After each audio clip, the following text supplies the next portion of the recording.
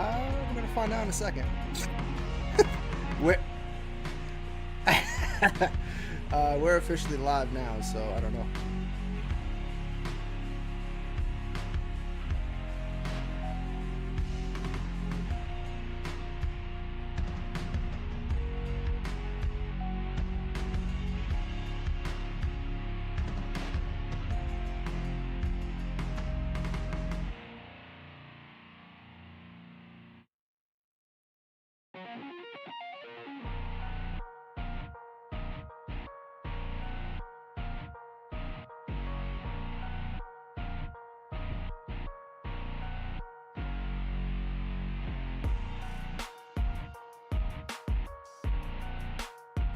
John, can you hear me? Wait a second. I'm curious. I'm gonna before I ask you something. Hey, chat, can you hear me? Chat, if you're watching, can you hear us talking off air? Have I fixed this problem yet? Yes, they can. All right. So then, welcome everybody to another edition of Kaiju Live Chat, where I have no idea how to turn off the audio in the pre-scene. I am joined by John. I don't want to ruin your last name because that's what I butcher. I butcher everyone's names. Bellotti. Bellotti Jr. of ROBO 7. What is going on, man? Thank you so much for joining us. This was actually this is the first time someone reached out to me to do a live chat, so I won't lie, I kind of gushed a little bit. I was like, oh my God, did I make it? Well, that's a funny story because I was talking to Brian Doell of Hop Toys, which is the shirt you're wearing. He makes, that's right, baby, high on plastic. Orlando's very own favorite son. There we go. We were talking and he brought up that he was on your show with the master himself, James Groman, because they're doing a collaboration together. And I said, oh yeah, Kaiju Live. Yeah, they seem pretty cool. And I said, oh, maybe I should try to go on there or something. And he's like, yeah, he loves your artwork. You should reach out to him. And he was talking to you at the same time. There we go. There's the poster I did for him. Brian commissioned me to do that for his Jet Jaguar bust. Yeah, it was. So yeah, I was talking to Brian, and he was like, he was telling me that you love my work, and he was talking to you at the same time. And I said, all right, cool. I'll reach out to these guys, and here we are. You know, we set it up, and now we're doing this live chat together. So I'm excited, man. Yeah, man. Thank you so much. And we just discovered that we're both fellow New Yorkers. So because the accents are coming in hard and fast. Yeah, they're gonna get progressively worse as we keep talking. Although someone did try to tell you that I was from New Jersey, and how dare they? Yeah, that person's dead to me now. Yes, that's the biggest insult. Yeah. I'm just kidding, Jersey. I love you guys. Yeah, you guys are right. Joseph, what's going on? Dad's in the chat. We got David. All right, so you brought up, when we were talking off air, you brought up something very interesting that I'd like to get into. Your day job. We're gonna start there because I feel like there's a lot of good stuff in there. Yeah, we call it good stuff. So I've talked about this so many times. My wife's always like, "You're bragging," and I'm like, "Yeah, because it's kind of cool." And I'm not a fireman or a cop, so go ahead, brag all you want. So I work in film and TV as a scenic painter. I paint sets for a living. So I worked on movies like Men in Black 3, Amazing Spider-Man 1 and 2, America's Got Talent. So it's like sets as boring as like a bedroom, and sets as cool as like a crack house with like grime and shit on the floor and shitty bathrooms and abandoned warehouses. That's what we did this week at work, just like this abandoned warehouse. And you just like age the walls down so there's big drips and rust, and you know, and then sometimes we do like a wood grain, like a faux finish on it, and like marble and stone. And it's great. So I work on a show called The Blacklist with James Spader. Been doing that for going on season 8 now. Thank God, because it's steady work. Awesome, man. And yeah, I mean, that's it. It's been doing it for 10 years now. And what I'm not doing that because we get a lot of time off. Sometimes I'll have like a couple weeks off, I'll have a couple months off. This year I had 7 months off for obvious reasons. Yeah.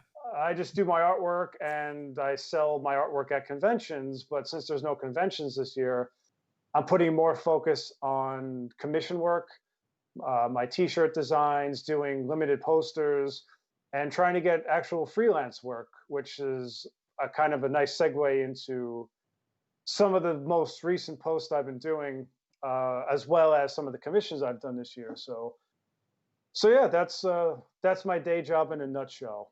So hopefully I answered all your questions about that. If anybody uh, has any questions, just feel free to ask. I can't see the chat right now, but if I'll highlight if anyone brings up some good ones. I'll highlight them and okay, bring them onto the cool, show. cool. Um, so and you said we were talking earlier, and you said something about you worked on Amazing Spider-Man and some other cool stuff as well in the past. Yeah, I worked on the first Amazing Spider-Man. They did some locations here in New York. So at the very end, when they have like that big wall, when Peter Parker's walking at the very end, it's like right before the end credits, and there's like a big wall, and there's all these kids that spray painted a giant spider on this giant wall in Manhattan. Oh yeah, yeah, definitely. I didn't. I That wall was all real. That was a practical, real wall that they painted a spider on. And I worked on some of the stuff that was naturally off camera. You couldn't see it. It was all in the foreground. So that So was all I did for that. And in part two, uh, there was a few airplanes in that movie when Electro destroys the power grid, mhm. and they show these airplanes about to crash into each other. I worked on the airplane conning tower set, and I worked on the airplane sets themselves, and I worked on Harry Osborn's penthouse. And that was, I think that's about all I did on Spider-Man. But it took like 3 months to do, or 2 months for us to do that penthouse set. It was pretty big. That's Uh, awesome, man. yeah, That's so and wild to be. I've always like I want to say I'm a movie buff, but I love movies. I love television, and just hearing those kind of like inside baseball stuff is just yeah, it's so intriguing to me. yeah, that's awesome. I love movies too. I mean, and if we want to go into the history of how I got into it, it's because of Godzilla movies, which is why I Oh, do kaiju art. But then let's go. I mean, yeah, it's Kaiju Live, so let's it's Kaiju Live. Let's talk about it. yeah, so like what was the first Godzilla movie you've ever seen? What was the one that hooked you way back? I always go back to Godzilla versus Hedorah, Monster Zero, and Godzilla 85. Those are the three earliest memories I have of Godzilla movies.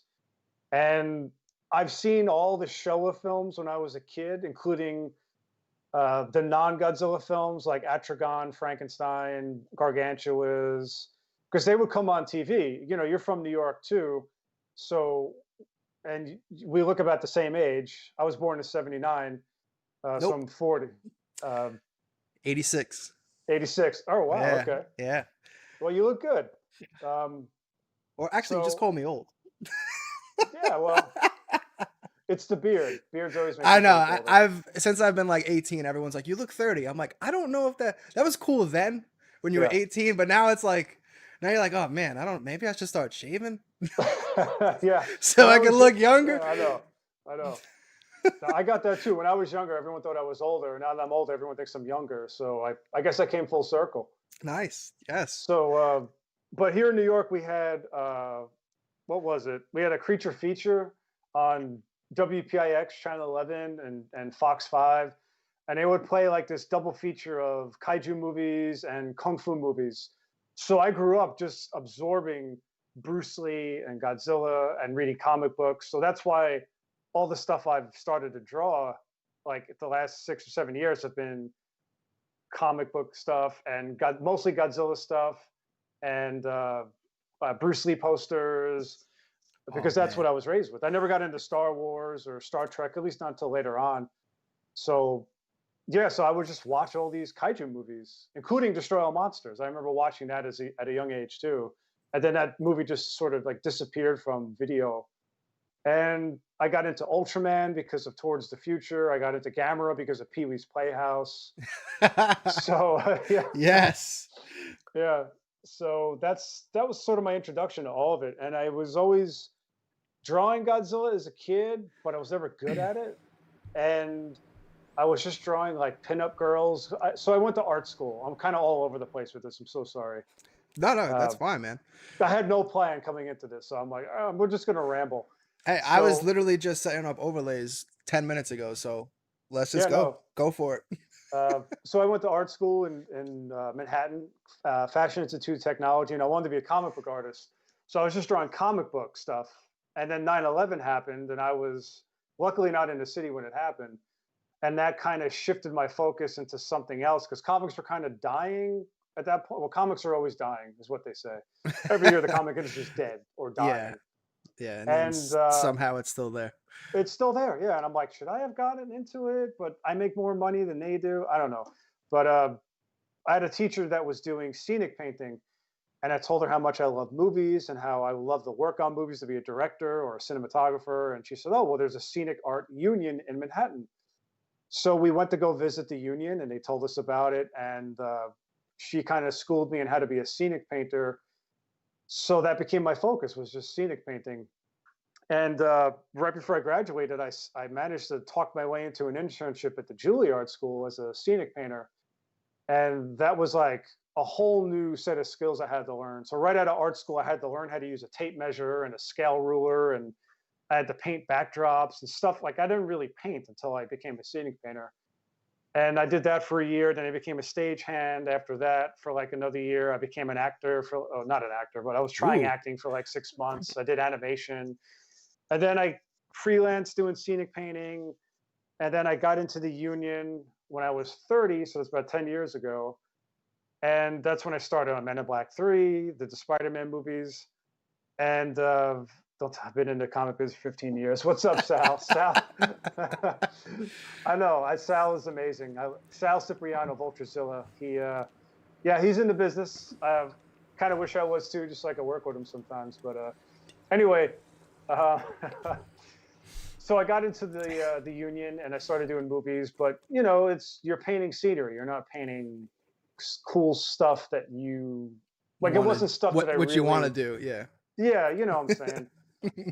And I'm not trying to knock what I do. I love it, but I think if you rely on that, it's like if you're a graphic designer, right, and you're doing menus for restaurants or you're doing book layouts. I mean, how you could have pride in it, right? You could be a hard worker at it, but how much are you feeling that in your heart?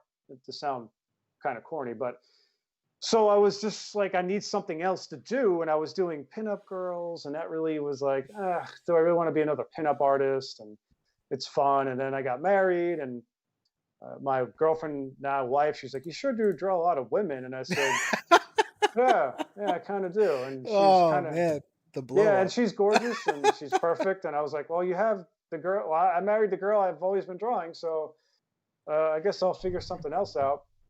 So That's smooth. That's smooth. yeah, yeah, nice and smooth. She could probably hear me in the other room because she says I'm really loud. That's a New York thing. Yeah, very. I tell her it's just Italian New Yorker, so we default at loud. Yeah, Um, and then so and anyway, then semi loud. semi loud.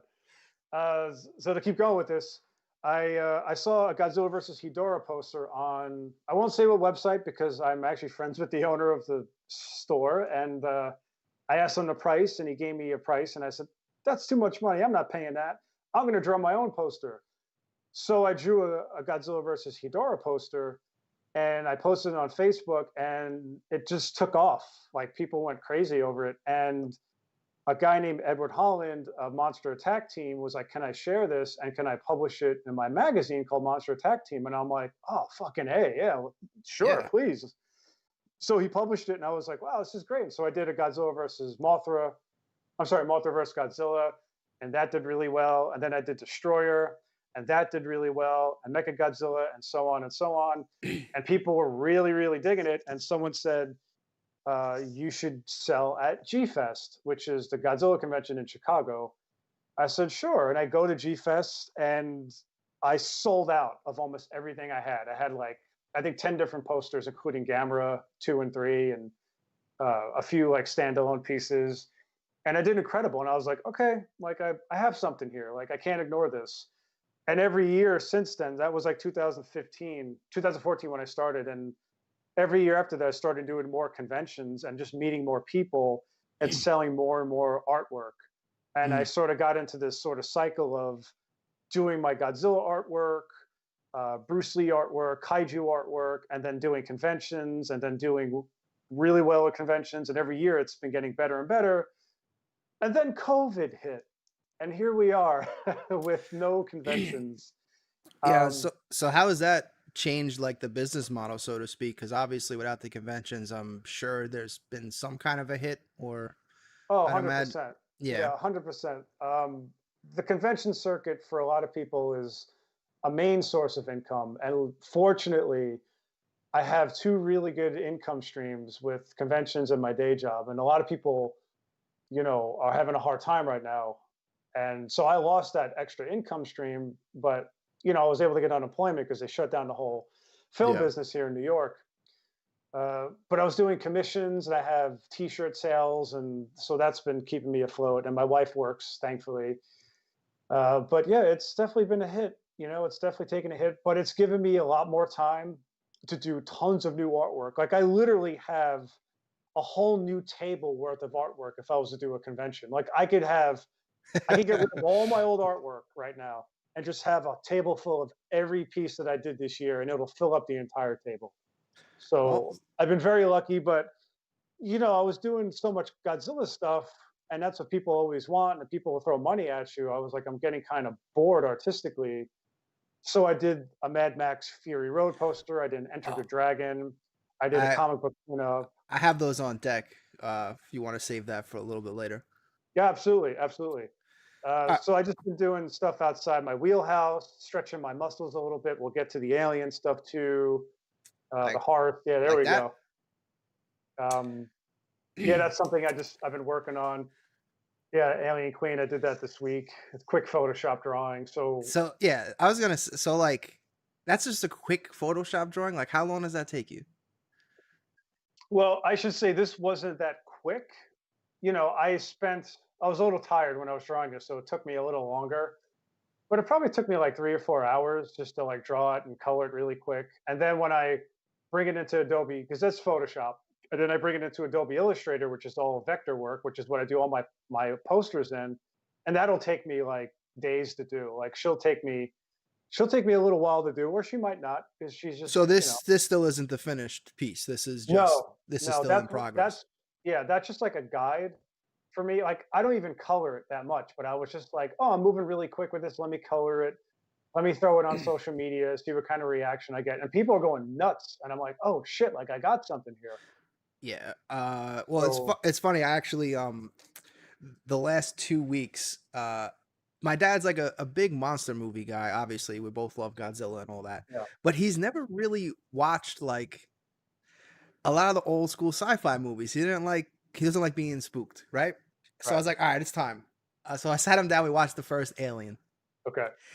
and he pretty much hated it. And I was like, I mean, I get it. It's a slow drag. It's one of those slow burn movies. I still love it. As like I just love it. Yeah. Just the characters, Ripley. So I was like, all right. And then last night or 2 nights ago, I was like, all right, we're gonna watch Aliens. Because Oh man. I'm like, you're gonna like this one better. Trust me. I'm like, this is more of an action movie. I'm like, I think Yeah. this one's really more your speed. And sure enough, he loved it. And then even my wife Kelly, she was working at the table, and she actually just stopped working and Yeah. like started watching the movie. And I was like, this is a great night. This has been a great night. That's awesome. So are you an Alien or Aliens guy, Oh, or aliens, like 1,000,000%.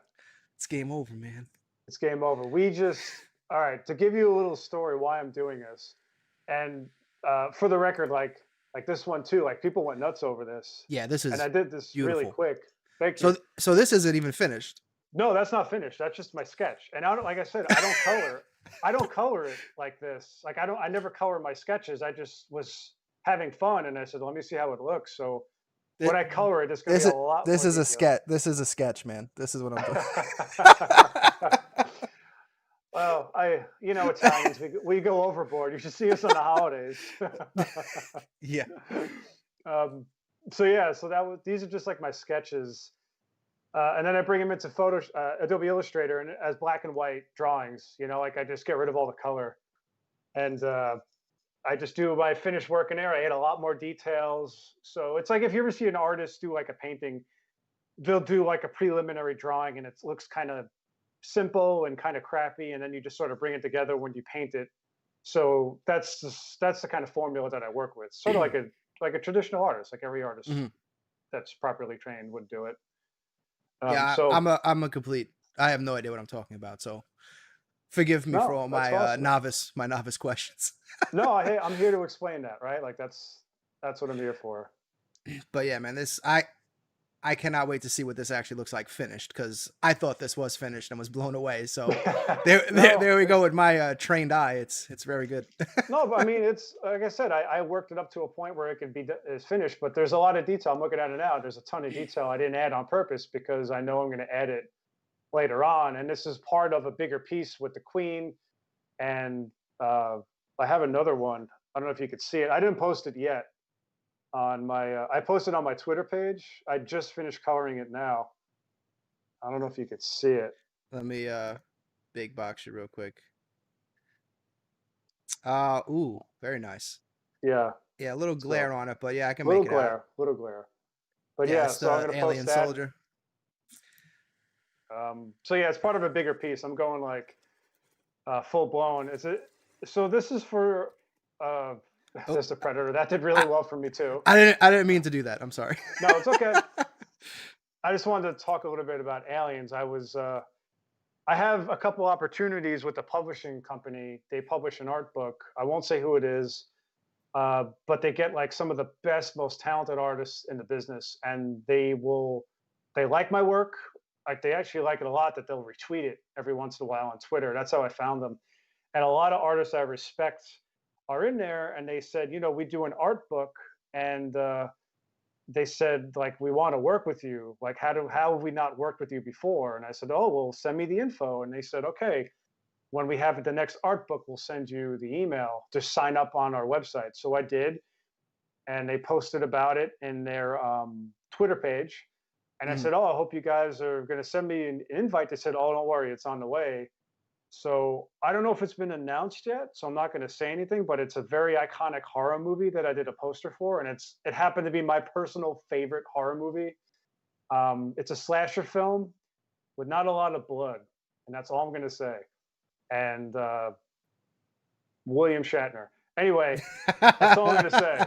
Yeah, But I think yeah, I I'm think not I going to got it. spill anything else. But hopefully, I'll find out in February if I'm chosen as one of the artists. And the next project they have is another secret project, and I have to get it done by the end of this year. And it kind of ties into what we were just talking about, those movies, if you know what I mean. Like I said, I don't want to say too much because they haven't really officially announced it, and it doesn't matter because I haven't said their name. So that's kind of why I've been doing those pieces. And yeah, hopefully I get picked, and it'll be officially licensed artwork. It'll be my first officially licensed artwork if it gets chosen. Awesome, man. Yeah, Yeah, as like not to always shamelessly plug, but this is for Kaiju Live, this was our first ever officially licensed product that's ours. that's awesome. This is our exclusive, and we're working on a lot more of that like in the pipeline, and it's exciting, man. Like to Yeah, just like when you have something and it's got that it's got maybe a Toho logo. I'm not hoping something like that on it. You're like it's a like a dream come true. yeah, that's the dream, man. That's Someone just asked an amazing question. Well, I mean, it's not an what's up. amazing question because this is my answer. I know my answer. How about yours? Are any of you John Carver? Oh, 100%. Yeah, that movie Yes, traumatized me as a kid. that to me that is that's one of I want. It's weird because I guess I don't consider it a Halloween movie, um, Right. but it's a movie I love to watch during Halloween. Yeah. It's by far one of my favorite horror sci-fi movies. I'd probably put that at number one if I was to make a top five. Yeah. Um, where do you 100%. stand? 100%.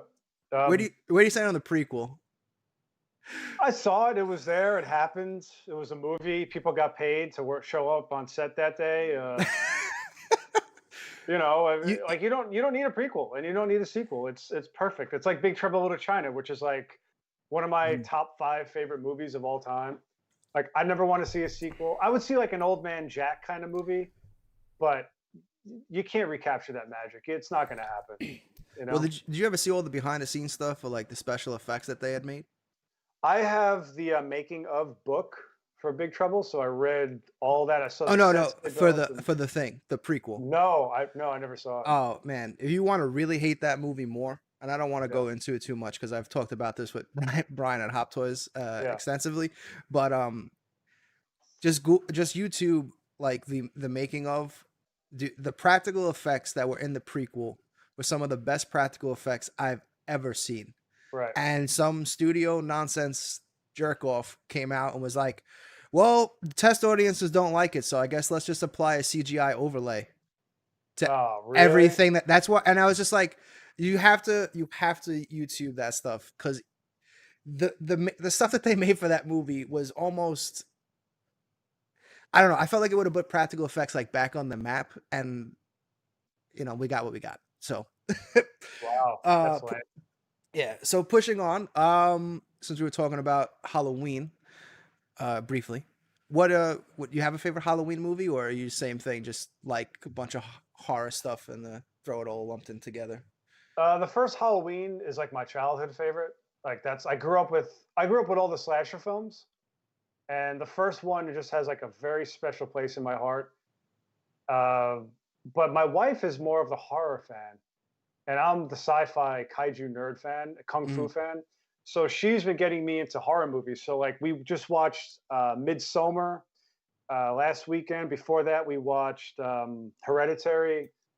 What else did we What'd you think watch? of Hereditary? Oh, it was gorgeously shot and acted, and the sets were gorgeous. I liked everything about it. I mean, the last half gets, without spoiling anything, it turns into a little like Blair Witchy, Yeah, you know, typical like paranormal activity. But the ending was like kind of chilling, and it kind of all ties together. Did yeah. you like it? I'm kind of in the same boat. Like I loved basically the first two acts. The third act, because I kind of saw it coming from a mile away, and I don't know. It's weird. I don't like witchcraft in those kind of movies, and I don't know Right, why. Because it obviously should make perfect sense, but right, like they did that in the Paranormal Activity movies too. Like in 3 or 4, they introduced that it was like a whole, and I was right, just like, I don't know what it is. It's just like a thing of me. I just don't dig it. So I was kind of just let down because I'd rather on just go full demon, right. just get the witches out of there. Yeah. Spoilers. But that's just me. Spoilers, kind of Um, spoilers. yeah. Oh, someone said Die Hard is the best Halloween movie. Man, you mean Christmas movie? Who's this in the chat? Get out of here. Yeah, get out of here. Get that shit out of here. So I'm sorry. So that's cool. Your wife's into like this the horror movies. I can't get Kelly to watch anything. She hates, ever since we actually saw the first Paranormal Activity. That was it. She was like done. She was like, I'm never watching another horror movie ever. Like, Yeah, no thanks. And I was like, oh. And I don't like watching scary movies by myself, so I kind of just try to watch them when I can, which is not very often. But I yeah, did see Hereditary. yeah. I mean, it was like I said, it was gorgeously shot. Midsummer, I really liked it. There was a few little things in there that I was like, I don't know about that, but the sets were great. The way it was shot, like the cinematography, the lighting. There's a crazy set in there that I'm like watching it, getting anxiety, thinking, "Oh my God, like how would we do that here in New York? You need scaffolding. You got to get 20 scenic painters in here." And I'm like, "Shut up, John. Just watch the movie. Don't look at the sets." Because this is what I do all the time. I'm like, "Oh, look at that set. It looks like shit." But maybe they didn't have time to do it, and they have budget. And I'm like, "Just watch the movie. Like, stop focusing on Yeah. that." Occupational hazard, I guess. Um, so yeah, going back to horror movies, like I used to love the Jason movies as a kid, and we just started binging them because they've been coming on the last few weeks, and I realized how freaking terrible they are that I'm older. Same thing with the Halloween movies, like the later ones are just awful, but Yeah. you watch them anyway, right? Like, so when people would ever give me shit about a Godzilla movie, but they love Jason movies, I'm like, you got to be an idiot because the Jason movies are terrible. Yeah, They're like absolutely terrible. I know everything's all subjective when it comes to that, but I always laugh when people are like Godzilla movies are bad, and I'm like, well, you know what? That's kind of what makes them great.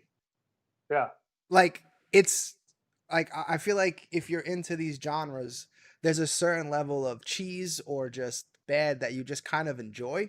And right. that's what make like obviously like Godzilla 85 is one of my favorites because of I like the more serious tone Godzilla movies, but Same here. I Same here. have absolutely no problem throwing on Godzilla vs. Megalon, Hedorah. Like I love that stuff too. Godzilla sliding is the greatest thing of all time. Yeah. Yeah. um, so I'm always shocked when people are just like, oh, well, it's bad, and I'm like, that just because it's bad doesn't mean it's bad. If that makes any sense. No, it makes sense. Yeah. So David Dobko, we went to Seattle a couple of years ago to celebrate our wedding anniversary because we wanted to go see whales and hang out in the cool city, and we stayed with David. Thank you again, David, for that.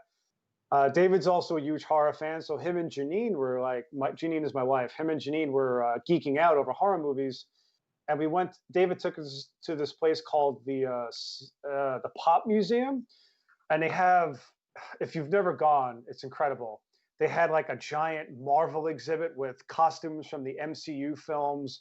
They had Jack Kirby comic book pages. Then they had the fantasy wing with like Dorothy's costume from Wizard of Oz, and so on and so on. Very And they had cool. this big horror exhibit, and they had like Freddy's glove, Jason's mask, a gremlin, an alien, a Terminator. They had the colonial marine armor from Aliens, Oh, sick. and they were showing like these mini films, these anthology films that were like 20 minutes long of different horror films. And The Exorcist was one of them. And I said, wow, that movie looks crazy. And I never saw it. And David's like, you never saw The Exorcist? And him and Janine were like, what? Yeah, So that's we went it. back to It's David's movie house night. and he put on The Exorcist. And I was like, oh my God, this movie's terrifying. I mean, compared to Paranormal Activity or certain Yeah, parts of the movie Signs, it's not as scary, but it's just very unsettling, especially that opening where they're on the archaeological dig and you see like the statue and the priest standing looking at it. Like that's the most yeah. unsettling thing in the movie. The one scene that literally haunted me for years as a kid, because my grandma, I bring this up all the time on the show. My grandma was a sci-fi nut. She Yeah, had the sci-fi channel on 24/7. yeah, So like I was exposed to all these movies as like, a 3-year-old. It's like, oh my God, terrified of everything. But now I yeah, love them all. So go figure yeah, that. But that scene, I think it was in the director's cut where she like runs down the stairs like crab walking upside down backwards. yeah. That because my grandma had a staircase that looked just like it, and every time I would look over there, I would get so creeped out. I was like, "Oh my God, that scene stuff." Anytime I saw a staircase, I either think of that or I think of oh my God, oh my Oh, God, when she's on the bed, when she's floating on the bed. no, another a complete The Shining, the two kids Oh on yeah, the yeah, I yeah. just yeah, I don't know, I just blanked out there, but yeah, that scene always, and then she comes down, and she's got the blood dripping at the end. It's like, no, I'm good. I'm good. Yeah. Well, a funny story. My boss that I work for, he's been doing scenic painting for like 30 years. Like he worked on movies like Hair, and his boss, when he got into the business, one of his bosses worked on The Godfather, and he worked on The Exorcist because they shot some of that in New York City. And the guy he worked for, his name was Ed. He was a devout Catholic, so he was having a hard time working on The Exorcist because there's one scene where he had to desecrate an altar in a church or something. I don't remember what part it was. Mhm. So he went to his priest and he said, "Father, I don't know if I can work on this movie. I'm having a really hard time working on it because of what I have to do." And the priest puts his hand on his shoulder and says, "Ed, it's just a movie." And I started dying. That's amazing. Yeah, so that's the my only attachment to the Exorcist.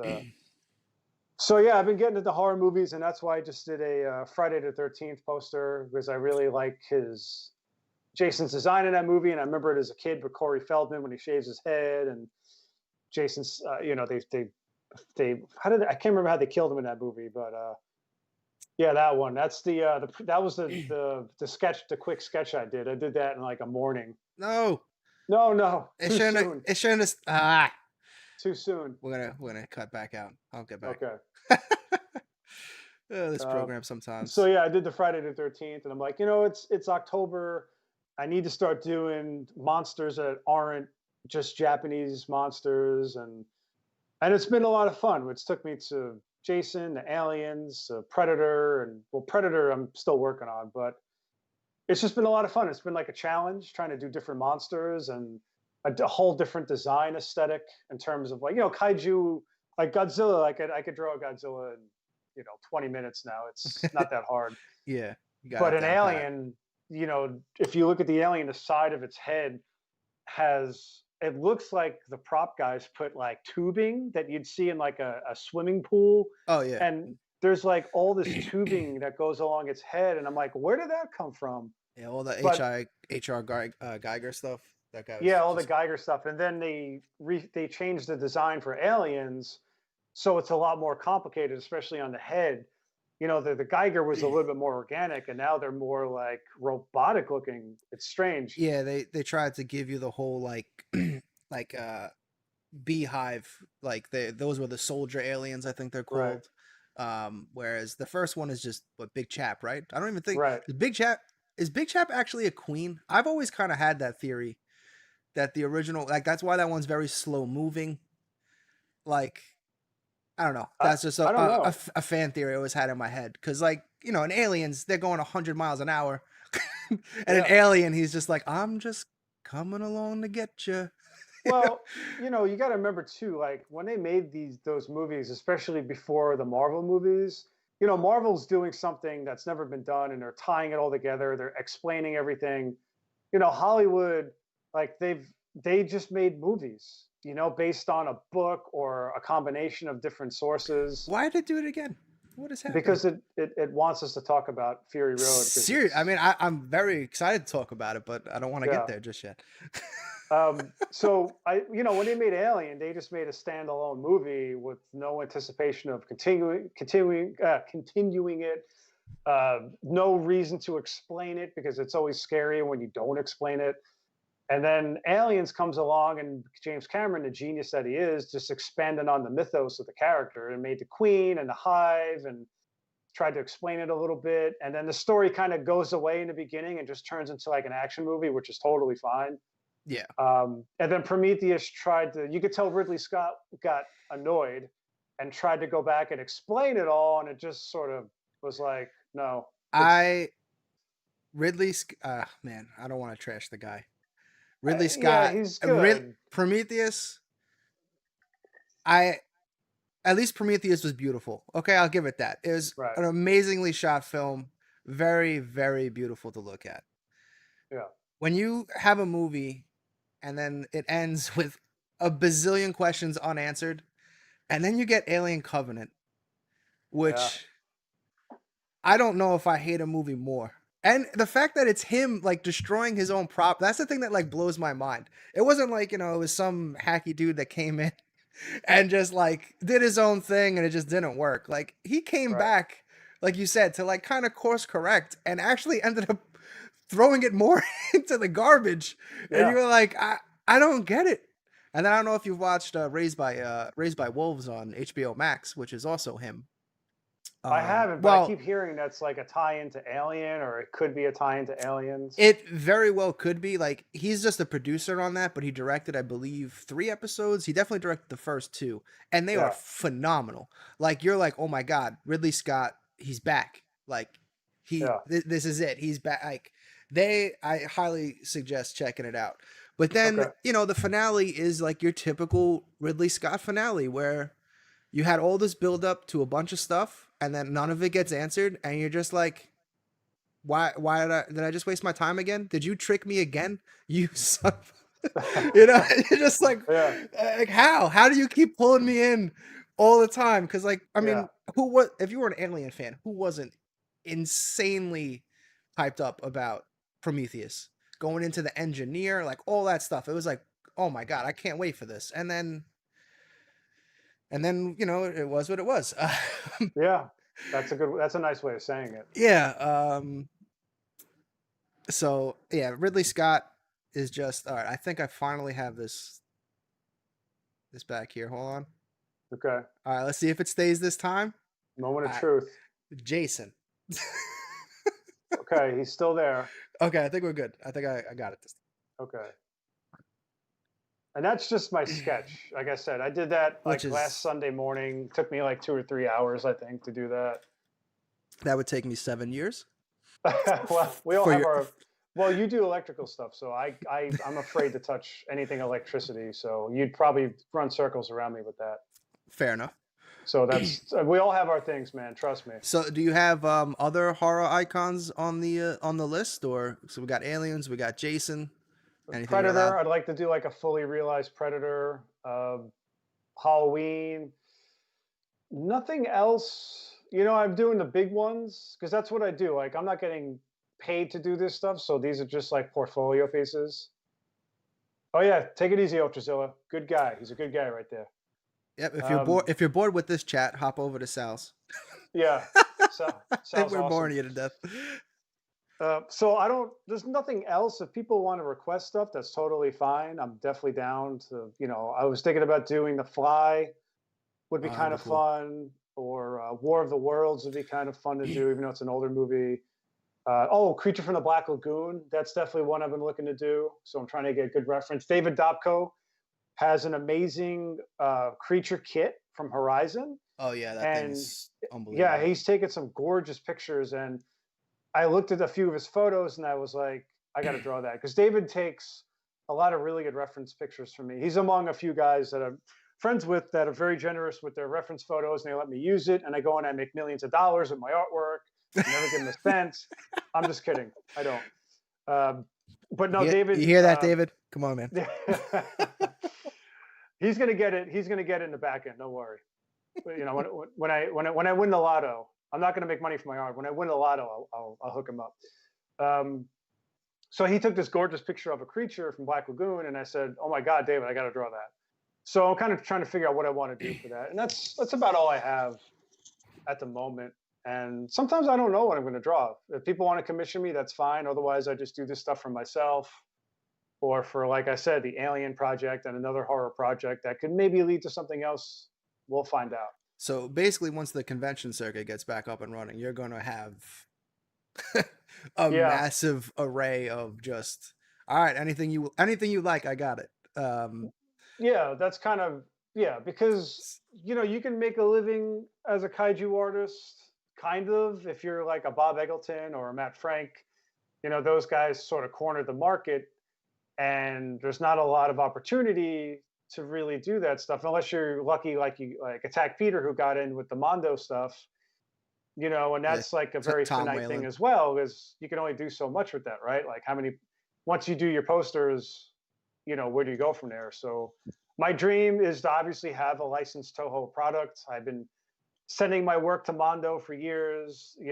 Hopefully they, give me an opportunity. We'll see. Then there's also Ultraman, and there's something I can't talk about because I don't want to jinx it, but I Okay. might have a cool opportunity with the Ultraman property. We'll see. I don't want to say anything else about it because it's like we have the saying in the movie business, like if you're waiting for work to come in, like a movie to start up, and it'll give you like 6 months worth of work and you could bank all this money. The thing is, you never talk about it because you might scare it away. And you only talk about it when you're on the actual set. And even then, you still don't talk about it because you want to make sure the movie's going to go for a couple months before you start talking about it. So I don't want to say anything, but I'm trying to get out of the Godzilla realm just a little bit, just to get more opportunities, try to get work that's not kaiju related because Mhm. there's only so much kaiju work to go around, right? And like I would have loved to have done the Arrow set for Gamera, but it all got Matt got the whole thing, unlike the Criterion set, which went to a bunch of different artists. Mhm. So I guess that we could just talk about Fury Road because Well, you were it talking popped about up again. you were Yeah, talking about getting out of kaiju, so I figured right. now might finally be the time. We're gonna get into some of their amazing kaiju artwork. Thank you. Um, So yes, this movie.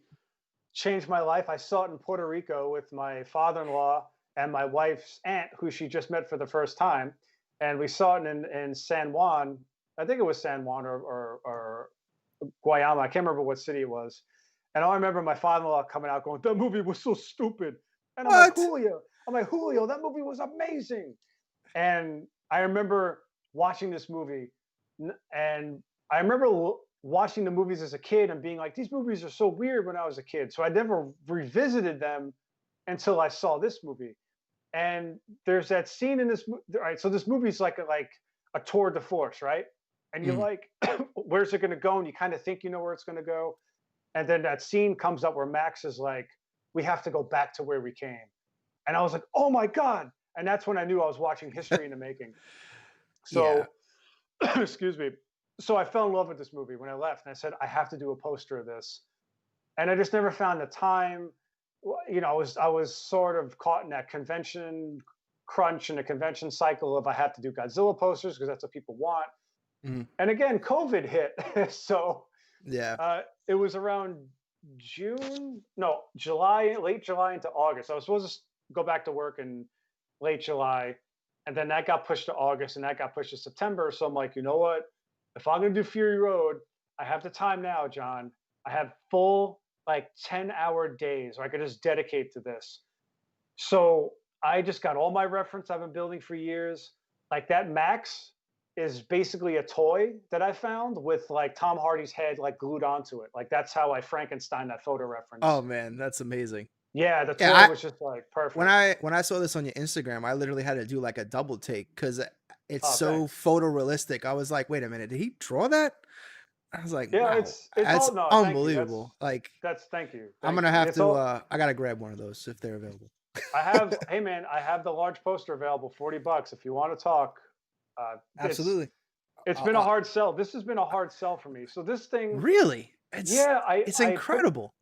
thank you. I put all my heart and soul into this. Like Max took like 2.5 days to do. There was one day that I spent just drawing his goddamn coat. Like it took me all day to draw all that stuff on his coat. Like I'm talking like a full 8 hours. Where by like I started drawing at like 8 in the morning, and by 2 o'clock I was just like, oh my god, I need to like go for a walk because this is driving me crazy. Like I put heart and soul into this piece because it's just I feel it. I love this movie so much, and I had a whole new style with this, and I just did stuff I never did to the point where my computer like would just slow down to a crawl because there's so much memory being used on this picture. Yeah, rendering going crazy. Rendering, Yeah. yeah. It's all Adobe Illustrator, which blows people's minds. So I dropped it on Instagram. I paid for like a promotional. I promoted the post. It got like like over 1,000 likes. I only have 2,800 followers right now. It's been going up thankfully, but so I got like 1,000 likes. It did pretty well for me on Facebook, but it didn't do what I was hoping it would do. And then the day before I was about to go to work, I'm scrolling through Twitter, and a website called Poster Spy, who is a really big alternative movie poster website. They retweeted it and they made it their banner on their Twitter page, which has like 36,000 followers. And they said, "This is your Monday motivation. We love this Fury Road poster from John Bellotti Jr." Now, I didn't know about this because on their website, I didn't put my contact info in there. I just uploaded the poster because it's a little bit hard to navigate their website. It's not Mhm. user friendly.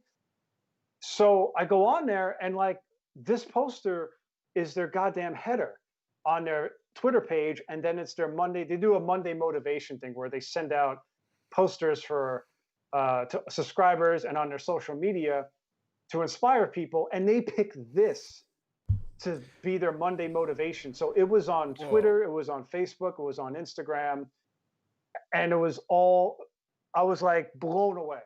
And people were like, it got thousands and thousands of likes, and they were like, yo, like tag, like fill out your info so we could properly tag you. And I was like, oh my god, I'll do it right now. So I went and I did it, and they tagged me, and I was like, if I wasn't scrolling that Yeah. night out of nowhere, like I never would have known about it. And I was like, I don't care if it didn't do well for me and my own page. Like they shared it and they loved it and they made it their Monday motivation. And I was like, okay, like this is fucking awesome. Like this is Yeah, Okay, like I it's a didn't big get deal. like like it didn't like George Miller didn't buy it and Tom Hardy didn't share it. But for me personally, like that was good enough. Like to have recognition like that was like mind blown. So I got on their radar and they're doing a poster art book and they're only taking like 60 artists for this book. So I submitted my work and we'll see if I get accepted in there. And Awesome, I'll man. have Good like luck, three dude. pages and then like I'll put this in there and like my Friday the 13th and I got my Final Wars poster. So yeah, it's the art thing, man. It's the long game, right? It's a journey. It's not like I mentioned before, like I'm not a fireman because a fireman or a cop, you go, you take a test, and then 8 weeks later you're a fireman. It's not like that. Like art is like, you're doing with your kaiju live, right? Like it's not like an overnight thing. You just do it and you hope that the right person sees it, and little Yeah. by little, the right people, the people that you want to see it start seeing it. And that's kind of what happens with art. And that's Yeah, what's sort we've sort of happening. yeah, it's been a long like we've same thing when COVID hit, you know, you go on unemployment and you're kind of just like, all right, I have some extra time, but even at then it was like weird, you're going through there's just again, that was a shock to me. So Yeah. I wasn't in the right headspace. Like, so there was a good 2 month period where like, I was just like, all right, everything will go back to normal soon. And then it just eventually it just didn't. And I decided like, all right, let's go. Like let's put everything I got into this. So now Yeah. we do, I started to do interviews. I started to do some gaming. Don't do a lot, but Right. then I embraced Instagram finally. Yeah. Cuz I was never really a big Instagram guy. And since I've done that, it's kind of blown up. I mean, we're still almost at like 1,000 subs on Facebook. We're working on I'm sorry, on Facebook. On YouTube, Yeah. and in the last like 2 months we've gotten like 250 new followers on Instagram, so That's great. that's been great. So just trying to do everything I can to grow. So yeah, it's you know and I kind of like work night shift, so to speak, because I have daddy daycare in the morning basically and with my Yeah. daughter, and then she goes to Yeah. bed around like 8 o'clock, and then I'm like, all right, now I'm gonna be up to 3 in the morning getting these layouts done and trying to figure out what the you know, try to get some exclusive talks going, all that kind of No, jazz. that's what you got to do, man. And you've had some real heavy hitters on here so far, so you're doing the right thing. And I know Thank you. you were involved with. Oh, you're welcome. Absolutely. You were involved with Kaiju Con Line back in the summer. Yes. Mhm. Yes, we both did it. I didn't. I was like in and out of a lot of the streams that weekend, but because I was doing my own streams with like artists and stuff, and I did really well. Well, it was a lot of fun, and I saw that you were doing streams and Kyle was doing streams. Uh, but that was a lot of fun to do. It was like for those that don't know, it was Kaiju Con Line, which was started by Kyle Yount of Kaiju Cast, and it was an online kaiju convention where they had live streams, and I was on there, and Kaiju Live here was on there, Mhm. and I did drawing demos, and Kaiju Live did live panel. I think he did an auction. Yeah, we kind of ended the Sunday event with our auction show because that's Right. that was how we basically that's how this originally was. Sunday nights it used to be 8 o'clock, and then Abby's bedtime got pushed later, so now we do it at 9, and we're on for like 3, sometimes 4 hours. We've done a 4 hour show once, which blows my mind. Like me and Yeah. my dad look at each other, we're like, "What time is it?" And then we look Yeah. at the audience and we're like, "What are you all still doing here?" Yeah. Well, um, nobody has plans this year, so it's a great time to do podcasts, right? oh yeah. I know it's just seeing like a lot of the like I've been trying to get this new camera forever. Yeah. And all cameras, like, obviously even webcams, basic webcams are going up in price just Right. because, supply and demand is what it Yeah. is. Yeah. Mhm. It's just S- the world we live in. Like I was telling you, like I woke up early and I was like lifting weights, and these weights that I bought, they're Bowflex adjustable weights, and they were sold out. They're still sold out like everywhere. And I had to drive up to Poughkeepsie, New York, and meet a guy in a McDonald's parking lot. and I think they fell off the back of a truck because they were brand new. And he's like, I got a whole bunch of them, and I'm like, Oh yeah. how? They're sold out. And he's like, oh, I bought them back in May when I saw the writing on the wall. And he's like a young college kid. I'm like, all right, whatever. I'll just take the weights. So I just took them home, and now I have my own home gym because of COVID. So, but yeah, we're all like locked indoors, and like I said, like I don't have conventions, so now it's conventions, it's quantity over quality, right? You do all these shows, you make this extra money, and then you're just drawing to have stuff to sell at shows. And now I'm like, we might not have shows for a long time, and if we do, it's going to be a lot different. Yeah, like And you I know don't what know if happened. we're going to have a New York Comic Con for a long time because I don't know if you've been there, but the density is ridiculous. Yeah, it's too much. Yeah, I don't think so. Like even you know, people are excited about G Fest next year, and I'm Yeah. still just kind of No. like I don't know. Like Yeah. I really I would love to go, but I'm not going if it's if you know if there's no vaccine. Honestly, I'm not going. Right. And the thing is, Like no, I but mean, it's that's true. just me personally. So like I'm No, just be like, all right, it's sorry. it's in look. It's going to be in a bigger venue next year, and we're all excited about that. But Yeah, that place is there, great. yeah, there's talk of a vaccine. Not that we have to go into a whole COVID thing because I'm sure people are No, exhausted by yeah, it. But let's we'll get back to artwork in yeah, just a second. I just don't have a good feeling about shows. Like I said, I don't have a good feeling about shows at least until like 2024 at this point. So, like I said, my focus now is more on getting licensed artwork, doing commissions that are fun to do, that'll help me get to continue moving forward with what I want to do. Like, so this was that's a nice segue because this was a excuse me, a commission I did right before I went back to work for a guy named Josh Holloway, who he's a really nice guy. He's a big fan of my work, and his wife emailed me and said his birthday's coming up. I want to do something for him for his birthday.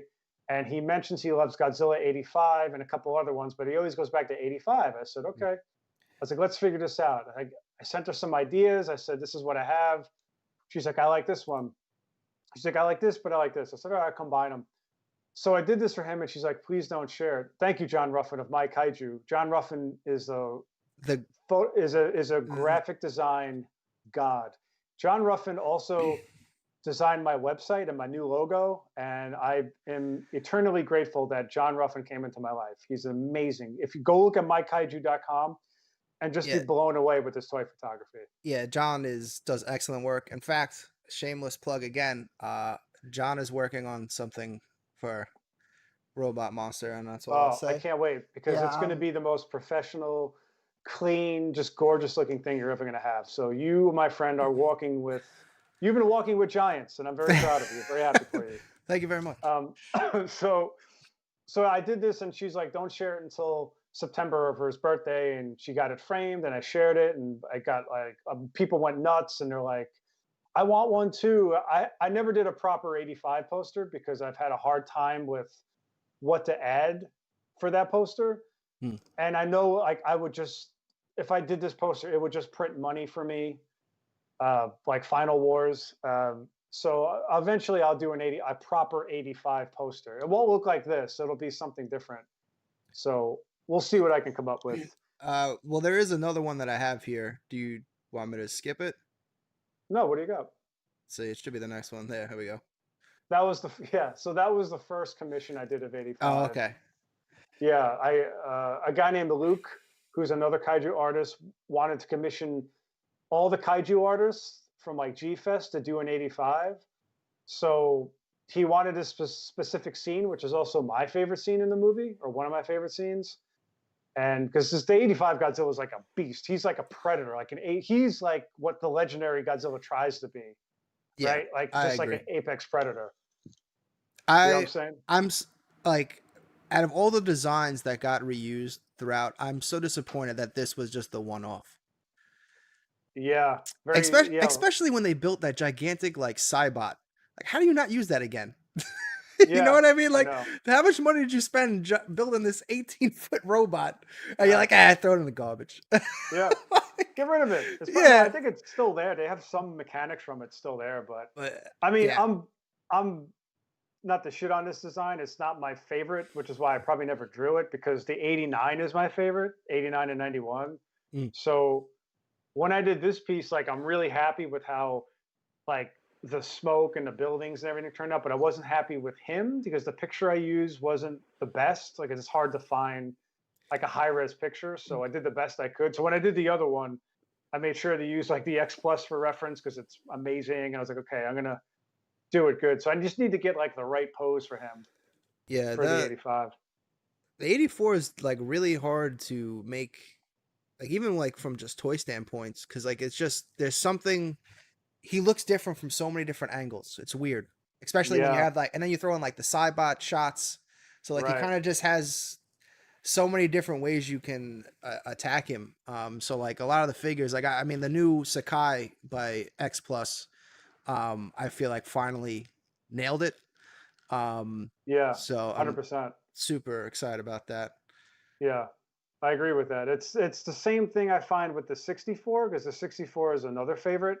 And again, like from certain angles, it looks horrific, and some angles it's just gorgeous.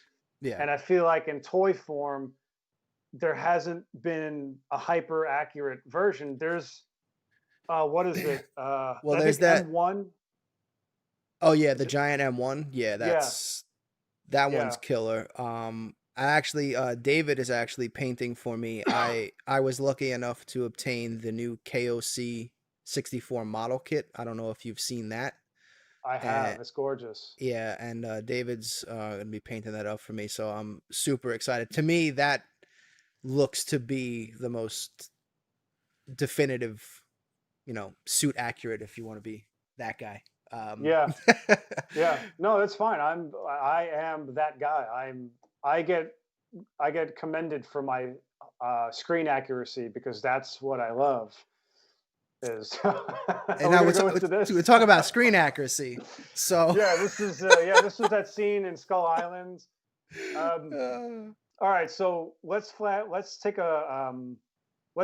back to January. I tore my meniscus at work, so I oof. had knee surgery in mid January, and I was homebound.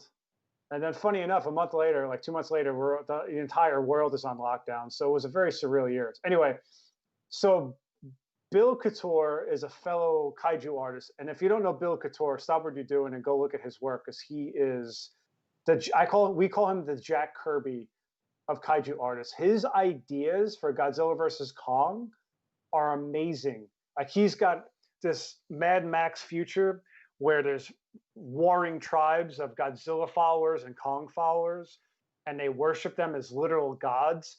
And Kong, he drew this picture of Kong holding the skull crawls with the chain as his dogs of war. And I was like, Bill, I'm gonna cry because this is Oh gorgeous. man, that's like Yeah. almost like some Alien vs Predator kind of vibes on a big giant kaiju scale. Oh, so he made this story where the government gets Kong like hopped up on the red berry juice, which is genius. So that he becomes like pliable and they can manipulate him. But and they make him a giant radioactive shooting shotgun that's in like an aircraft hangar. Like it hangs in a hangar and like the doors open and Kong comes out drugged out of his mind with his shotgun and like blows away Godzilla with Oh like my these god. cadmium bullets. So he did all this stuff and I'm like, Bill, that's gorgeous, man. That's beautiful. I was like, we should do the Kong with the shotgun challenge. And he's like, let's do it. So we started this hashtag Kong with a shotgun. And I went to bed. I'm on painkillers because of my knee. And I wake up at 6 in the morning. I had this dream of drawing Kong with a shotgun. And I woke up and at 6 in the morning, I pulled my tablet over because I can't walk. I'm trapped in bed. And I just drew this thing in like a couple hours and I posted on Instagram. And people like this thing like blew up and Bill went nuts. And then everyone just started doing it. Like Lenny Romero did one, Larry Quatch, Dope Pope did an amazing 3D render. And it became this thing, this Kong with his shotgun movement. That's And amazing. so this was like again, this is my quick sketch, and I wanted to do like a finished version, but I just never got around to it. Yeah, I saw that. I was like, I have to ask him about this because this is So this is the that's where it coolest came from. thing. see what else we That's where got it came here. from. That's But so yeah, cool. I'll I'm gonna have to revisit it check that one out. day proper. There's I, Maragon. There's I really. What do you want to do? What do you want to ask me about this no, one? nothing. I was just just wanted to have some slides. We play this clip on the Kaiju Live show all the time of Yeah. the actress in the suit and rah rah. Oh, So that's I amazing. saw that and was like, I have to throw that up. Like we always just Oh, like I always have all these like fun clips to just kind of because it's a 3 hour show. right. You gotta have something a little extra. Yeah. But that's exactly what I figured. That was what this inspired. This was that actress.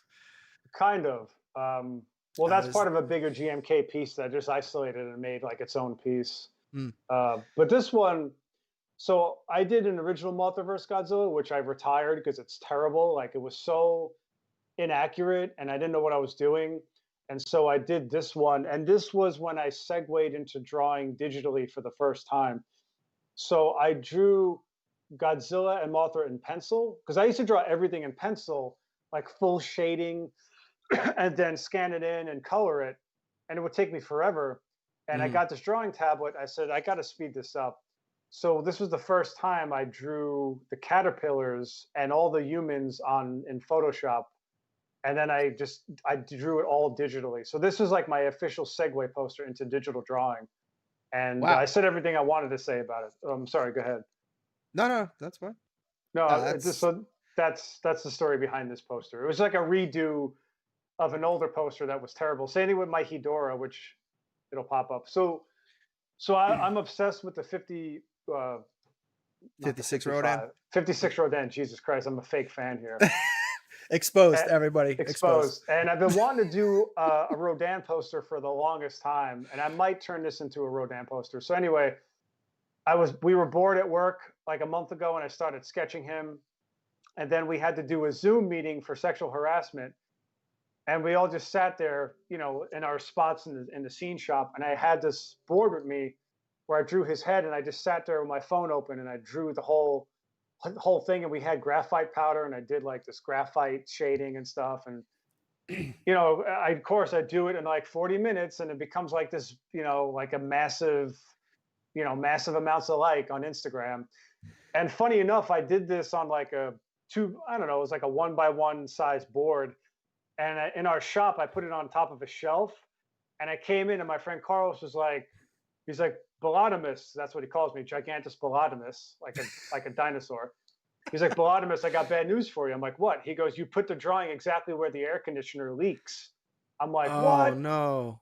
Yeah, so he gave me this thing, and it looks like a wavy potato chip. But luckily, the image is still intact. It just the board is all wavy, so I have to Oh. flatten it out. So Yeah, that's the story behind that. to segue into some X Plus figures. I don't know if you saw the new FSL 56 Rodan that's coming out, but I'm very It's excited. yeah, it's pretty cool. This actually is from X Plus, and I got this photo from David Dobko. It's the This is one of 25 his centimeter. photos. So that's where this one came from. Again, it was a fast sketch. I might turn it into a full poster. Oh God. So This is I just was this is just incredible. I love everything about this, especially that you added the you got like the dolphin trike thing in the Oh, of corner. course, of course. I actually I redid this one a little bit. I flipped Megalon around in like I have a newer version of this, and I flipped him around, and I like it a lot more. Oh, okay. But I did this. So I grew up with Megalon, like you did, and I liked it as a kid. Like I loved it as a kid, especially the dolphin boat, because who didn't want that freaking dolphin boat? Yeah, exactly. So I did this piece, and then it made me really like that movie because I was like, I have to make this, and I was really proud of this one because it's like everything I've ever wanted to do in a Godzilla poster. Just the crazy effing colors and the stars and the ray beams. And I sent it to G Fan, and he very nicely made it the cover. So that year, it got like people went nuts over this cover. And that year at G Fest, the guy that runs the show, JD, very nicely was like, "Would you ever be interested in doing a gallery show at G Fest?" And I was like, "Whoa! Like not even the established kaiju artists have ever got that." So I got to jump on this because I'm like, Awesome. yeah. So that year he did a little gallery show. Well, what happened was he's like, I can't do it this year. We can do it next year. I'm like, okay. A month before G Fest, he's like, no, wait, we can do it this year. I'm like, oh fuck. So I had my buddy Barrett print all these. He does all my large poster printers, barrettbiggers.com. He's amazing. He prints out all these posters for me. I get them all to my friend Michael Tchaikovsky of the Vampire Robots, and he hauls all this shit out to Chicago for me. And JD gets all these easels for me. I get all these frames. Like I did it in like a week or like a month. I had all this stuff ready to go. So G Fest 18, they set up this gallery for me, and everyone walks into the gallery and they see my work, and they were like, if you want to buy these posters, go to Artist Alley because John's down there. And it was like the biggest G Fest I ever had. People were like, oh my God, I didn't know who you were. And I came and I found you. And I got an opportunity to do a poster for an independent movie called Monster Force Zero, which I think is on my Instagram. I'm not sure. But the guy was like, I saw your work and I wanted to come talk to you and see if you were interested in doing this official, like this movie poster. I'm like, oh, fuck, yeah, absolutely. So I got like this really cool, like movie poster gig out of it. So that's the whole story behind this poster. It sort of opened up Awesome, some man. doors. Yeah, it was a good thing for me to do this poster. That's all I'll say. Love has got the Zootopia. That guy's the Yeah, best. I just grabbed some other. Yeah, I got the just yeah. some This villains here. was um. Oh, just gonna just keep talking. I'm sorry. Oh, okay. Go ahead. No, these were. Oh my God, these blew up on Instagram too because everyone loves Godzilla. This was like some hashtag going around head artist or something like that. Like every artist was showing like headshots of their work, so I jumped in on it and it did really well for me. So I did a whole bunch of them. That's all this is. It's just headshots of the different posters that I've done. Well, it's cool. I like those because I guess it's like a poster within a poster. You know, it's like, oh, if you missed Yeah. out, then oh well, damn, I thought I was saving this one for last. So I love how this is Gamera and then also Groman at the same Roman. time. Groman's Yeah. creatures. You got Rotten Rex and just Yeah. Do you have that poster? Do you have that poster queued up of the Groman? I Or have did you? the Cthulhu. I think it's actually the next one after this. Okay, because I Oh, did. There's a full poster of all those Groman kaiju fighting each other, and the story behind that was I met Groman at G Fest 18, and we hit it off and hung out with him on the patio that night. We were all drinking. Well, I wasn't because I was exhausted, but he was drinking, and we hung out again at New York Comic Con a year ago, and we were hanging out and drinking and eating. And he's a cool guy, and he's friends with Dope Pope, who does sculpt. He does the digital sculpting for him. And James very nicely called me up for a freelance gig for this toy company he knew about. And unfortunately, never panned out. But I was really flattered that he thought of me, that he said I was the right guy for it, and I was really happy about that because James Groman, if you don't know, is a fucking legend. He's like everything I aspire, everything I want to be in this world is like that guy. I I still can't believe that like he came on and did a show with me. Honestly, like No, no, totally believe it because he is the he's the most down to nicest earth. dude. Yeah, yeah. It Yeah, was just yeah. generous. Like some artists are like very protective, and he is not. In terms of like he's very generous. And so the poster and the thing didn't ended up not working out. And then I saw that Attack Peter did a collaboration with him, and I said, I wonder if he'd be cool with me doing something for him or with him. Mhm. So I pitched this idea. I was like, hey, why don't I do like a poster in my style of your kaiju? And he's like, oh yeah, let's do these kaiju. And he's doing a project. I don't want to say what he's doing. I don't know if he announced it, but he's doing a project with all these kaiju as like a story. And I said, well, let me do like a poster for that. And he was going to make posters and shirts and sell them at conventions for the release. And then COVID hit, and that put a Yeah, damper in those plans. I was really bummed because that was like, I did like this whole shirt for him and all that stuff. So if you want to go to the Cthulhu piece, we could go to that, and I could tell you about that. that should be next. Okay. If it's not next, I messed up. Yeah. There we go. So James dropped This this. is the greatest bow down to this thing. All hail Well, Cthulhu. I just drew what James sculpted, and what he sculpted was amazing. Like I remember stopping what I was doing, and I looked at my phone, and I was just like holy shit, like this is amazing. And I was like, I sent him a message, and I said, James, I'm drawing this. I don't care what you say. I'm drawing this right now. He's like, do it, brother. So I drew it. So I drew it up. It was like literally like right before I went back to work. I think like the week before I went back, I drew it all in Photoshop. I did a process. I shared my process shot on Instagram. I got 700 something likes just on the process alone. And I was like, James, this thing blew up, man. Yeah. And he's like, I know. He's like, I got the most likes out of anything I've ever done with this Cthulhu thing. And I think it's because of like Lovecraft is sort of back in vogue again with that show on HBO. And it's just a gorgeous sculpt. And I was like, James, like, this is amazing. As I never got into Lovecraft and I never got into Cthulhu, but when he did it like this, I was like, this is what it should be, man. I've always just like I've never read any of the books. I've just always appreciated like the mythos of it and all that, and Right. I've always loved Cthulhu. It's always blown my mind, and I brought this up with James, like Yeah. how this monster has basically been has never really been in anything. Like it's Yeah. this monster that everyone draws. There's a couple figures here and there, like, and even in the Lovecraft, like it's in it for the first 2 minutes of the series and then it never shows up again. It's like, how is Right. this monster never? I mean, I know Cloverfield, I thought that was Cthulhu, and then they dropped the ball on that one. But Yeah.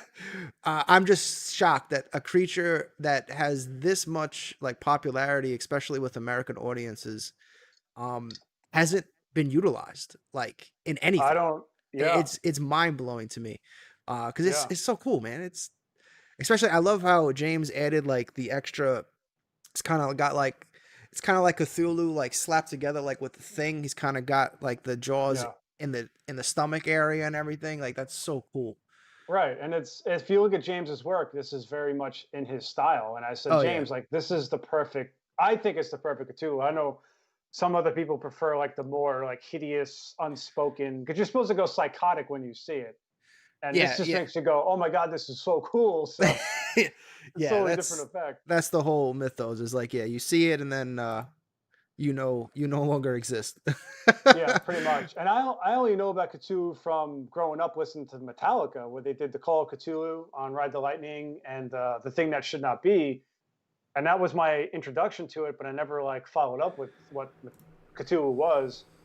And then James has this toy coming out in November, and it's going to be affordable. Like he told me, he wants it to be affordable. He wants people to be able to buy this thing, which is very tempting. I kind of wish he never told me that because I don't have space here. I live in a Brooklyn 2-bedroom apartment, so I can't afford it, like the space. Um, but he I don't want to say anything else because I don't want to jinx it again. I might be doing something with it. I know he showed it to 52 toys. He showed my work to 52 toys. Um, Awesome. so Like whatever, we'll see what happens. header card kind of deal possibly. I mean, we'll see. I mean, James obviously should get first dibs because he's the artist. You know, same thing with Hop Toys. They're doing that. What are they doing? The My Mad Monster. My Mad Monster, and I told Brian, I was like, I'd love to do the artwork for it, but James should 100% get first dibs because that's his creation. Like he's a very talented artist. Like why would I do something when he can do it? You know what I mean? So Yeah.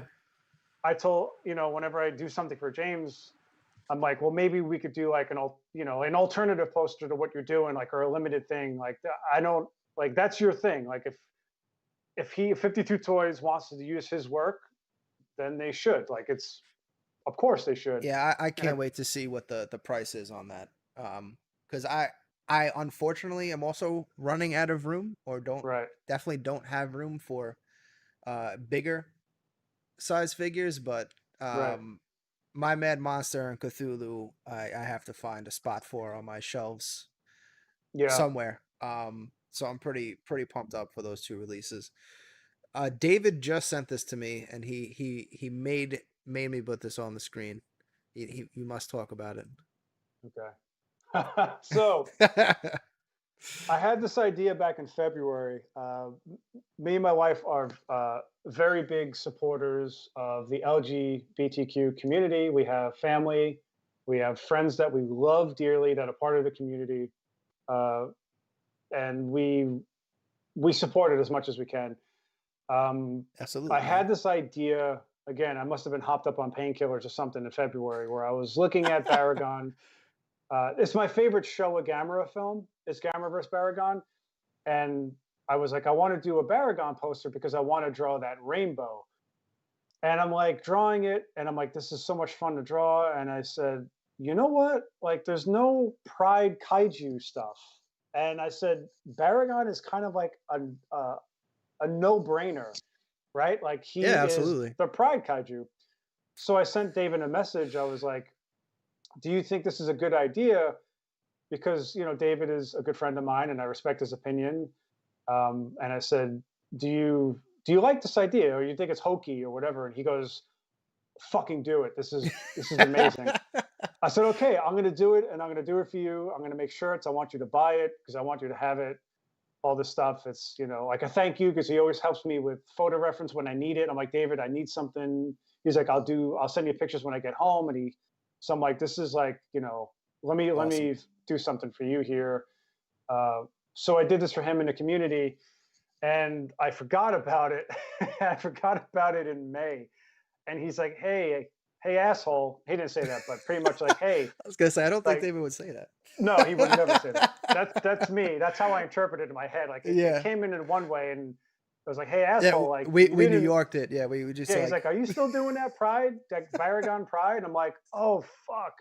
So I got on the ball and I did it in like a day, and I found this great text, "Love is love." And I think I borrowed it from another artist, and I apologize. I just want to give credit to the artist. I just don't remember the artist because I found it on Google, and I did it, and then I found the artist afterwards. And anyway, um, so I did this, and me and him were collaborating because unfortunately, T Public doesn't allow you to position an image exactly where you want it to. So I had the rainbow was like really long and the yeah. image was really low on the shirt. And he was like, that doesn't look good. And I'm like, I agree. So I had to keep shortening the rainbow. He's like, why don't you just do the rainbow like really short? And I said, all right, cool. So I did it and it looked pretty good. And in retrospect, I probably could have made it a little higher. Like we were both like, yeah, whatever. But he wanted it for Pride Month. And I said, okay, I'll do it. I'll get it on there for you. And it did really well. And it got shared around by guys like Matt Frank and Bob Eggleton. They both really dug it, which is cool to show me like that respect because, there's, Yeah, man, they're good people. yeah, it was really cool. So David bought it and he wore it. And uh, I posted on Instagram and some asshole, and part of my French, I've been cursing the whole time. I guess it doesn't matter. Yeah, Uh, doesn't uh, bother me, man. Go ahead. Yeah, and I apologize. I'm not That's sure if you got kids watching this, you could just I know it's live. I'm really sorry. I'll try not to curse, um, but it's the New Yorker in me. Anyway, same. um, so some kid commented like, "Oh, how come now they're taking the rainbow for the gay community? Like, can't we have anything or something?" It Uh, was something really disgusting. And I sent it to Dave, and I said, "Well, that was quick. I assumed I was going to get. I mean, look, you I put just your you put your stuff out there and you expect something, right? yeah, of You course. expect positive, you hope for Yeah, positive and you brace for negative. And luckily most of my stuff has been positive. And this is where the shit, here I go with the curse. This is where I hit the fan. So this kid commented and I said, David, look at this. And he goes, oh hell no. And he jumped all over the kid. All the it's followers that I'm close friends with like jumped all over this kid, and he just like disappeared. Like he couldn't hold up a fight because he got like 66 comments alone on his it's on his comments. yeah, So it's I just don't get it. Like, yeah, why? Why would you post that up? Why, as that person? Why would you have that comment? yeah, Like, what do you think is gonna happen? You know what I mean? Like, yeah. Like did it's I? some stuff. It's like, if you've got a problem with it, just keep it to yourself. I don't get Yeah, why that aspect of life has just no longer exists. You got nothing nice to say, don't say anything at all. I wish that would come back, but that's just not the the world Yeah, we well, live in it's anymore. because everyone's like, someone said this phrase to me, a keyboard lion. This woman from Oh, Italy called keyboard me that. warriors, yeah, a keyboard I w- lion though. yeah, That's almost actually cool. it is very cool. I was laughing. I was like, that is awesome. Thank you. But no, That it's keyboard tough guy, keyboard warrior, because yeah, people yeah. can hide. They're not going to see you at work the next day. There's no repercussions. So, of course, they're going to like say all this horrible, misogynistic, racist, uh, horrible stuff to people. They don't give a crap. So they'll say what they want. Um, but again, like I expected something, and that was the something I got. And knock on wood, there hasn't been any more negativity since. Well, no, So I mean, eh, it's still awesome. It's awesome even if you don't even get it. You know, even if you don't yeah, like, if you don't really get what the poster's trying to actually tell, it's still awesome yeah. anyway. So whatever, Oh, thank you, thank you. you know. It's Again, there's a growing number of uh, Godzilla fans or kaiju fans that are from the LGBTQ community that I think have been afraid to sort of uh, come out and show that they like this stuff, or and I don't want them to ever feel, not that I'm like the ambassador, even though I've been called the mayor of G Fest by my friend Emron of the Jock and Nerd podcast. He's like, you're the mayor of G Fest, and I'm like, no, I just like to talk to people, and I'm really good at like gathering people together. But I never want people to feel like they have to make a sub faction in a fandom to be like, we're LGBTQs, put them up. Yeah, what's up, Joseph? Wizard of Oz. Yeah, I never want people to feel like they have to have like a subgroup within the kaiju community. Like they should just be like, hey, like I love kaiju and I'm also gay or lesbian or transgender. Like, it shouldn't matter, right? Like it shouldn't matter Yeah, what your just let people sexual be preference happy. is. Just let Yeah, people be just happy. whatever makes you happy. It's simple.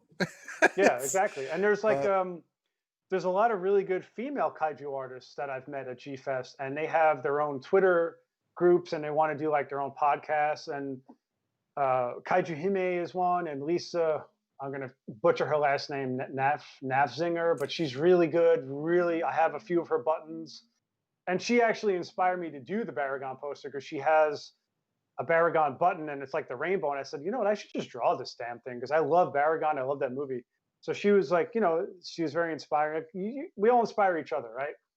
Uh, so yeah, there's all these different subgroups within the kaiju community that I think are afraid to come out because there's unfortunately a lot of the old guard that love Godzilla that are a little bit more old fashioned, a little bit more religious, maybe conservative.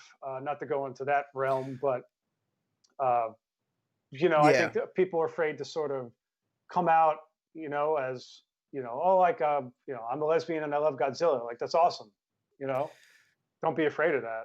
yeah. That fight's still going on. And Yeah, hopefully, hopefully it ends soon, and it's just everyone's I just hope so. accepted. Everyone's just accepted for who they are, because life's too short to care. Like, who cares? Yeah, exactly. If you don't like it, that's it. You just don't Yeah, like it, so cool. right. I think like, that's the weird thing. Again, we're gonna. I don't want to end on a political note, but it's like you don't have to. You don't have to accept it, but like, that's it. Like, it just ends there. Like, just because you don't like it, I don't know. Anyway, I know. I know. I know. it's We won't. I Yeah, know we can we I don't want to dive into this and turn this into that, I and then know. we'll be I know. getting canceled. Kaiju Live's canceled. Yeah, they'll come cancel Robo us. 7's canceled. Yeah. All right. So, any I know you got some stuff that you really can't talk about coming up. Is there anything you can talk about that you want to bring up before we send it off? I mean, Anything to not hype up really. the people? Uh, I don't have any projects. I don't have any like official projects. Like I said, everything is kind of like I'll find out later. I'm it's the only thing I'm doing is just I'm trying to get like legitimate freelance work, licensed work. I want to get my stuff out to as much people as possible because I don't have conventions to network anymore. So now I'm submitting my stuff to Marvel because I got the Ultraman book, Mondo, Poster Posse, Poster Spy, Printed in Blood. These sideshow collectibles. I just keep submitting my work. over and over to them. I tag them. I want to get their attention. I want to do something. I want to collaborate. Hopefully stuff happens for me. I'm just going to keep moving forward. Well, we're we're working on a. We have some evil Ujiak. I don't know if you're familiar, but that's the little guy that's on the bottom there, our Kaiju Live monster. This was actually designed by Matt Frank. Okay, yeah. Kaiju Live spelled backwards. It's evil Ujiak. We just went with that because that's how original we are. Oh, that's cool. That's cool. So he's that like sprite that you're seeing there, that little animation. That's actually in a video game. I got him put in a video game. Oh, nice. And now we're kind of working on some possible figures. That's So awesome. maybe we can get together for some header card commissioning. Yeah, well, that's one of the notes I sent you is Seismic Toys is my buddy Chris Oglio, and they have a video game coming out called Dawn of the Monsters, which is going to be coming out for Yes. Nintendo and PlayStation. And so I'm friends with him and Alex, and Chris really wanted to get me involved with that somehow because he's an awesome guy. And I he have loves me, the and I I love have the him. I'm sorry, I have the G Fest exclusive. That figure is amazing. Yeah, he gave me the red one because I was like, I want that red one. I love that unpainted figure. And they very nicely hooked me up. So I did the header card art for that. The Ganir, Megadon, I did that last year. I was kind of happy with it. I wish I did a little bit better. It was my first real header card art. So they approached me about doing one for Ganira, which is their newest figure, and I think I did a lot better for it. So I did that figure header card art, which is coming out. Nice. I saw like the mock up, and it looks amazing. So I'm excited about that. I did something for Last Bastion Studios. I don't know if you ever heard of those guys. They look them up on Uh, Instagram. They're doing an original Sofubi called Ragnar, and it's a okay. turtle with a cannon for a hand. And they commissioned me back in March to design their Kickstarter T-shirt, and I put them with I put them on the path to talk to these guys, Holy Mountain Printing, to do their screen printing because Holy Mountain did some stuff for me that looked amazing. Okay. So, and Holy Mountain has like 20,000 followers. They're like huge. They do a lot of heavy metal shirts. So I did their Kickstarter, and that kind of did really well. And they're like, we have to work with you again. So they showed me some kaiju stuff they have coming up, and I'm like, oh, I have to draw that. So we're gonna figure something out. We're gonna work together on that. So I guess that's an upcoming project we could talk about. Awesome, man. Yeah, so I'm doing something with them hopefully soon because their figure went live, and I think they got the funding for it. So, and it looks awesome. So Last Bastion Studios, everyone check them out. But Awesome. yeah, if you want to talk, I'm definitely down to do some header card art. I love doing this stuff. Yeah, we'll figure it out. Yeah. We still got some prototype stuff in the works, and that's Okay. all I'll say about that for now. Awesome. Um, but yeah, I can't wait for that. I actually reached out to them over at for the game to see if because like we do we have like the Kaiju Live Gaming where we were sticking mostly to like old school Kaiju games and all that, and then we decided so I reached out to them and was like, hey, is it possible to maybe get an early release to review the game and all that stuff? So hopefully that works out because Yeah. the game looks fun. Yeah, and it looks great. It looks really good. Yeah, it looks really good. Yeah. But all right, let's see. What do I got going on? What we got going on Kaiju Live? All right, so I know there's been some rumblings. People are upset there's no show this Sunday, or if you don't know there's no show this Sunday, sorry to break the news. But that is because next week, hold on, drum roll please. Next week, we're going to be a part of Cyber Kaiju, the Terror of Cyber Kaiju. They ran this event, I believe, midsummer, and now this is the spooky version. So we're going to be, we got some reviews that we're going to do for the event. So basically, it's a celebration of all things Kaiju for one and all. So if you're a YouTube or Instagram account or any social media, just create Kaiju content and launch on Halloween weekend, 10:30 through 11/1 using the hashtag Cyber Kaiju if you want to be a part of it. So that's basically what everyone's going to be blasting next weekend. So I'm really excited to be a part of it, and we're going to have our show that Sunday night at 9 o'clock. So I think I think that about does it, man. That's awesome. Thank you so much for reaching out to me again. It was definitely a gushing moment. I was like, oh my god, someone actually wants to come onto the show. I didn't have to ask. So I really appreciate that, man. This was a great No, conversation. It's nice to meet yeah. another fellow New Yorker. Um, Wu Tang. yeah, I hope our accents weren't too thick as it progressed. But all right, man. Thank you so much, dude. Yeah, Uh, my pleasure. Pleasure's all mine. Thanks for and having me on. Thanks for letting me ramble about my crappy artwork. I appreciate it. anytime. Yeah. So just this is gonna cut to an outro, so just hang out. I want to ask you some things off air. Yeah, absolutely, man. Let's do it. All right, have a good night, everybody. Thank you so much for tuning in. Later. Like and subscribe. Be on the lookout for more content from Kaiju Live. Throw it up. 泣くな僕らも頑